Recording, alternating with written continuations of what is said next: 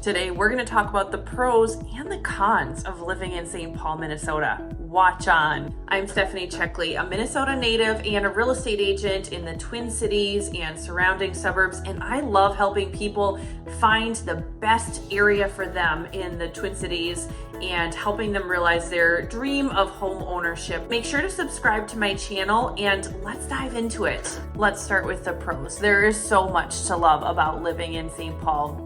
Job opportunities. Minnesota is home to a number of Fortune 500 companies, and so that provides residents with ample job opportunities in various industries such as healthcare, technology, agriculture, and many other industries as well.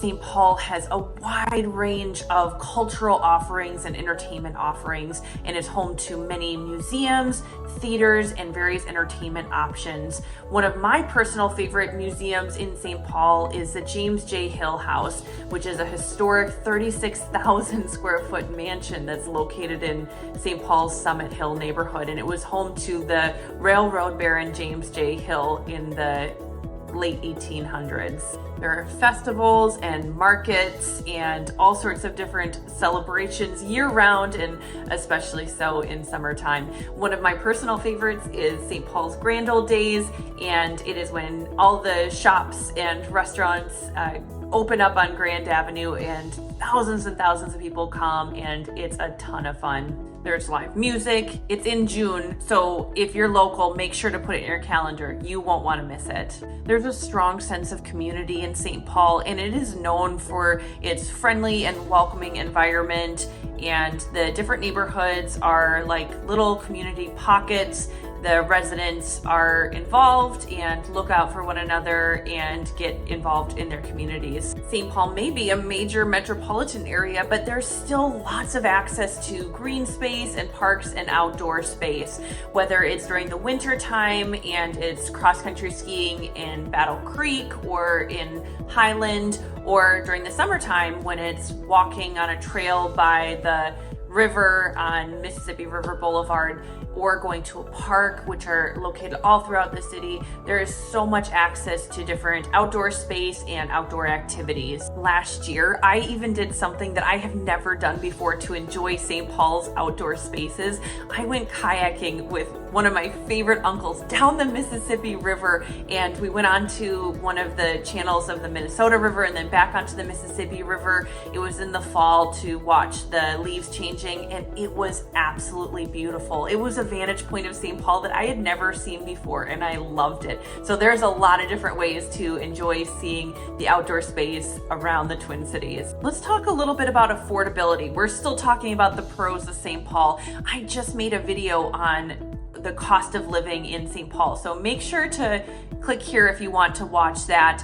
But the median home price in St. Paul at the time of filming is about $320,000. And so compared to other major cities across the United States, this is still highly affordable. That affordability makes it a really attractive option for people who are considering moving here. Last, and certainly not least, St. Paul has a thriving food scene, from fine dining to casual restaurants, breweries, distilleries, and it is a fantastic place to get so many different kinds of cuisine. A few of my personally favorite restaurants include Taste of Thailand on Selby in St. Paul's Miriam Park neighborhood. I've been going there since I was a little girl, and it is some of the best pad thai I've ever had in my life. And I've been to Thailand as well. It is fantastic dining over there. Highland Grill, I've also been going there since I was a little girl. It's in Highland, and they have fantastic food. I love going there for brunch. Jones on the Park, that's fantastic for a very special meal, and it's a very small menu and small restaurant, and just amazing fresh food and wonderful flavors.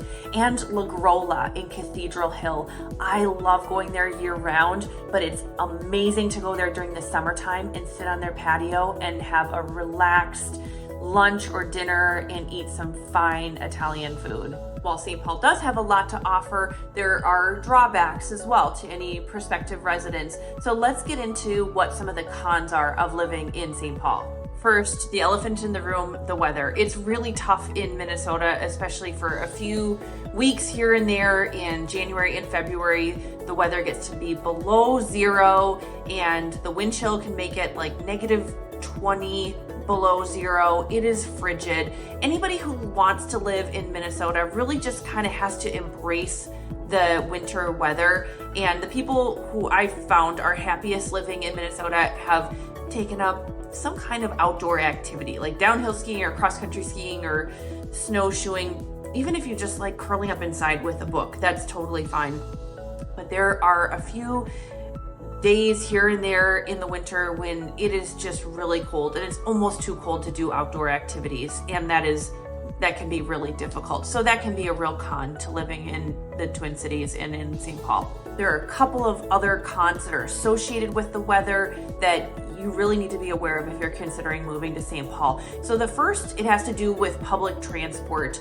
St. Paul does have a good public transport system with buses and the light rail, but I read a statistic recently that said only 3.7% of the population actually uses that. And I think a really large part of that really low number might be, first of all, it's not as extensive as some other major cities, but second of all, people just don't want to be standing outside waiting for the bus or the light rail when it's 0 or negative temps. So it really is helpful to have a car in most places that you're living in St. Paul. We talked about affordability being one of the pros of living in St. Paul, but property taxes are definitely a little bit on the con side. In terms of property taxes, Minnesota ranks number 32 of all the states in the US, with number 1 being the lowest property taxes and number 51 being the highest property taxes. So Minnesota ranks number 32, which isn't great. It's not terrible either. But what does tend to happen related to the cold weather is every winter the snow fills the cracks in the road, and then it gets warm some days and it melts, and then it freezes again overnight, and it makes these terrible cracks and potholes every single year, and the city just can't even keep up with filling them all. So in the springtime especially, it tends to be like trying to navigate a race course or something. And driving through some streets of St. Paul can be like in your car.